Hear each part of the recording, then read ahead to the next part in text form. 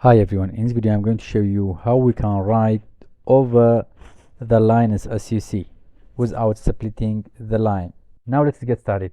First of all, to insert the line, just hold shift and minus. Insert the line up to yourself. Now if I write here, for example, students, you see it splits, so it's not a solution.